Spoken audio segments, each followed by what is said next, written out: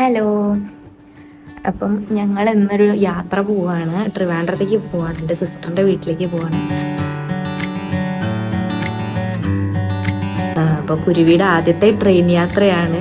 എങ്ങനെയാണെന്ന് അറിയില്ല, അവൾ ഇരിക്കുമോ ഒന്നും അറിയില്ല. എന്തായാലും ഒന്ന് കൊണ്ടുപോകാമെന്ന് വിചാരിച്ചു. ഞാനും അച്ഛനും കുരുവിയും കൂടിയാണ് പോകുന്നത്. അമ്മ വരുന്നില്ല, അവർ അമ്മയ്ക്ക് വയ്യാന്ന് പറഞ്ഞു. അപ്പം ഞങ്ങൾ കുറച്ച് സാധനങ്ങളൊക്കെ പാക്ക് ചെയ്തു. എൻ്റെ അച്ഛൻ്റെ ഡ്രസ്സുകൾ ഞാനിത് ഈ ഒരു ട്രോളിയിൽ കൊള്ളിച്ചു. കാരണം കുഞ്ഞിനെ എടുക്കേണ്ടതല്ലേ, അപ്പം മിനിമം ലഗേജ് ആയിട്ട് പോകുന്നതാണ് നല്ലതെന്ന് വിചാരിച്ചു. പിന്നെ ഇത് അവളുടെ ഡ്രസ്സ് ഇതാ ഞാൻ ഈ ഒരു ഡയപ്പർ ബാഗിൽ അങ്ങോട്ട് കൊള്ളിച്ചിരിക്കുകയാണ്. ഞങ്ങളൊക്കെ പാക്ക് ചെയ്തു. നല്ല ഉറക്കം വരുന്നുണ്ട്, കുരുവിക്ക് ഉറക്കം വരുന്നുണ്ട് തോന്നുന്നല്ലാതെ. ഇനി ഇവിടെ ഡ്രസ്സ് മാറ്റണം, എനിക്ക് ഡ്രസ്സ് മാറ്റണം, കഴിക്കണം, എന്നിട്ട് ഇറങ്ങാണ്. ഉടുപ്പ് മാറ്റി തരട്ടെ. അയ്യേ അതൊന്നും വേണ്ട അമ്മ. അയ്യേ ഒന്നും വേണ്ട. ഇവിടെ കാര്യം ഉണ്ടായിരുന്നു, ഒന്നും ഇല്ലാത്തതുണ്ട്. ഞങ്ങൾ രണ്ടുപേരും അപ്പോൾ റെഡി ആയിട്ടുണ്ട്. ഇതായപ്പോൾ ഇറങ്ങാൻ പോവാണ്. അച്ഛൻ ആദ്യമേ ഇറങ്ങി എന്നെയും കുരുവിനെയും അമ്മ കൊണ്ടാക്കി തന്നു സ്റ്റേഷനിൽ. പുറത്ത് നല്ല അസൽ ചൂടാണ്, എന്നാലും AC കമ്പാർട്ട്മെന്റ് ആയതുകൊണ്ട് അവൾക്ക് നന്നായിട്ട് തണുക്കും. അത് കാരണം ഞാൻ അവളെ ഈ ഒരു ഡ്രസ്സ് അടിയിച്ചിട്ടുള്ളത്. നോക്കണമ്മ, കുരുവി കുരുവി ആദ്യമായിട്ട് പോവാണോ ട്രെയിനില്? വ്യൂ ഒന്നായി കേട്ടോ. അപ്പം അതാ ഞങ്ങളുടെ കമ്പാർട്ട്മെന്റ് ആയിട്ടുണ്ട്. കുരുവി വരണ്ടാ?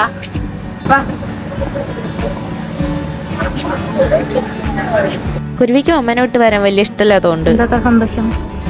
ചേച്ചിനെ കാണാൻ പോലല്ലേ, ചേച്ചി പോലെ.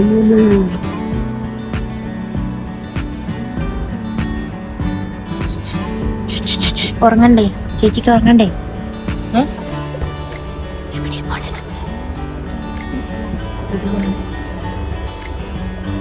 അച്ഛൻ മേലെ കിടന്നു.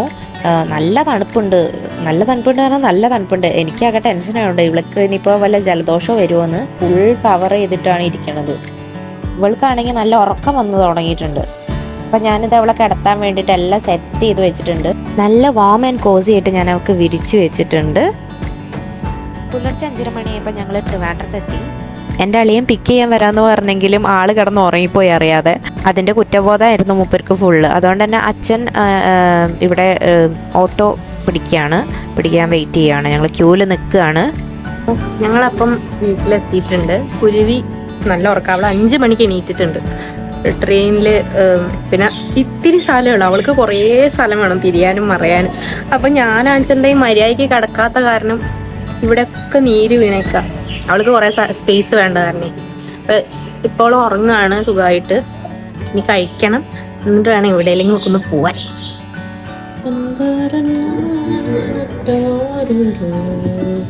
കഴിക്കാൻ നല്ല ചൂടുള്ള ഇടിയപ്പം സ്റ്റ്യൂ ആണ്. അപ്പോൾ ഇതൊക്കെ നന്നായിട്ട് അടിച്ച് കയറ്റിയിട്ട് വേണം ഇനി പുറത്തേക്ക് പോകാനായിട്ട്. പക്ഷെ നല്ല രീതിയിൽ വിശപ്പുണ്ട്. കുരുവി സ്റ്റിൽ സ്ലീപ്പാണ്, നല്ല ഉറക്കമാണ് പുള്ളിക്കാരി. ഇവളെ ഉണർത്താൻ ഞാനൊരു ശ്രമം നടത്താൻ പോവാണ്. ഉണർത്തിയിട്ട് വേണം അവളെ റെഡി ആക്കിയിട്ട് പോകാൻ. ഇപ്പം തന്നെ ഒരു സമയം ലേറ്റായി തുടങ്ങി. ഞങ്ങളെല്ലാവരും റെഡിയായി, ഞങ്ങളിതാ പോവാണ്.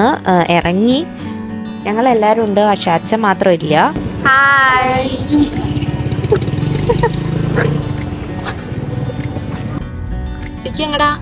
എങ്ങോട്ടാ പോണേ? എവിടെ പോവാ? എവിടെ പോണേ? ഇത് ആരെ കാറ്? ഞങ്ങൾ എവിടെ പോകണമെന്ന് ആലോചിച്ച് ഞങ്ങളിപ്പോൾ പോകാൻ പോകുന്നത് സൂവിലേക്കാണ്. സൂ ആകുമ്പോൾ പിള്ളേർക്ക് നല്ലതായിരിക്കുമല്ലോ, ഈ മൃഗങ്ങളെയൊക്കെ കണ്ട് നല്ല രസമായിരിക്കുമല്ലോ.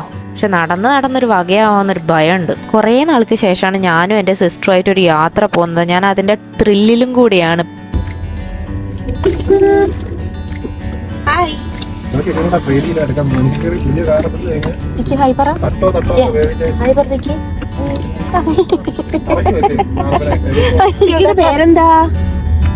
പേരെന്താ?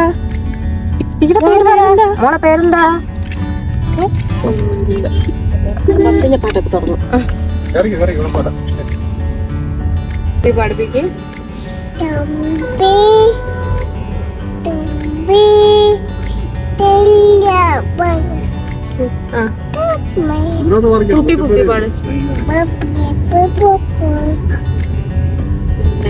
ഞങ്ങളിപ്പോൾ സ്ഥലത്ത് എത്തിയിട്ടുണ്ട്. ഞങ്ങൾ സൂന്ന് കുറച്ച് മാറിയിട്ടാണ് പാർക്ക് ചെയ്തിട്ടുള്ളത്, കാരണം അവിടെ ഭയങ്കര ബ്ലോക്കാണ്.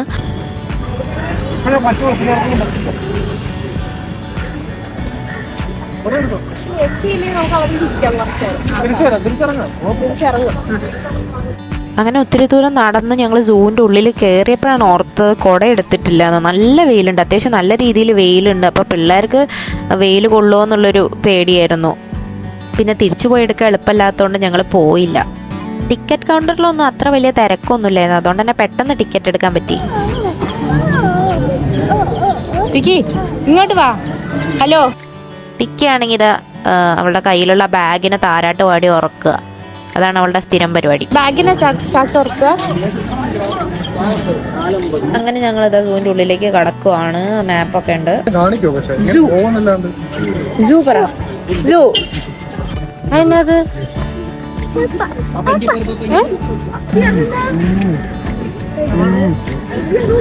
അതെന്താ? മങ്കി. മങ്കി പറ. മങ്കി.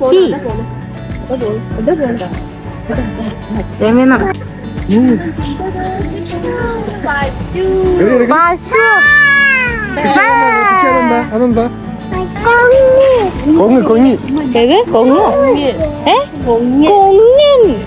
കൊങ്ങൻ. കൊങ്ങിയല്ല മാ, കൊങ്ങി. കോൺഗ്രസ് അച്ഛൻ. അച്ഛൻ ആരംഭിക്കാതെ അച്ഛൻ താടി നീട്ടും ഇതുപോലെ എല്ലാരും ഉണ്ടായി ഈ നാട്. അതെന്താ?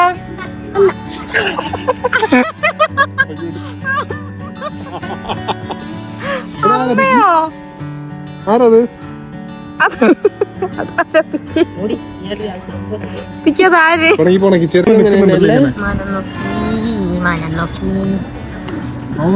ദേവസേന രണ്ടുപേരും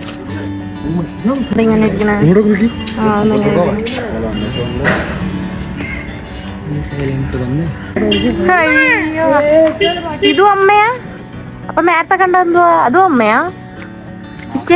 ആക്ച്വലി ഇതല്ല പിക്കി അമ്മ, അപ്പുറത്ത് കണ്ടതാട്ടോ. കോഴിയോ? എന്നെ ഇൻസൾട്ട് ചെയ്യുന്നു. കോഴിയല്ല മാത്.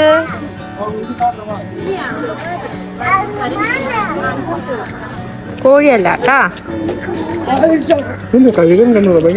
അതൊരു യമണ്ടൻ വൾച്ചറായിരുന്നു കേട്ടോ. അയ്യോ, എന്താ അതിൻ്റെ ഒരു വലിപ്പം! എന്തായിട്ട് എന്താ കാര്യം, കുഞ്ഞിനെ അതിനെ കണ്ടിട്ട് കോഴിയായിട്ടാണ് തോന്നി.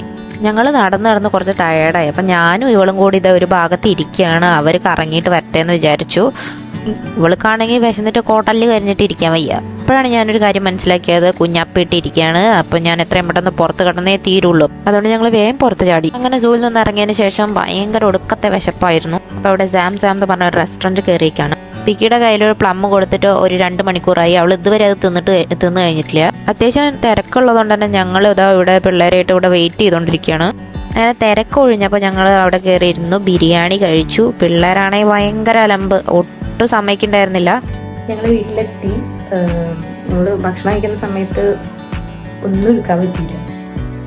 അങ്ങനെ 2 പിള്ളേരും ഇങ്ങനെ കൂടി വിളിച്ചോണ്ടിരിക്കുന്നു. അത് കാരണം ഇതൊക്കെ ഫോൺ പോയിട്ട് ഭക്ഷണം പോലും കഴിച്ചത് എങ്ങനെയാണെന്ന് അറിയില്ല. അങ്ങനെയായിരുന്നു. എന്തായാലും വീട്ടിലെത്തി. ഭയങ്കര ടയേർഡായിരുന്നു. എന്താ ക്ഷീണിച്ച് അയ്യോ യാണായി. അപ്പം കുറച്ചു നേരം ഉറങ്ങാൻ പോവാണ്. ഇനി നന്നായിട്ട് റെസ്റ്റ് എടുക്കണം.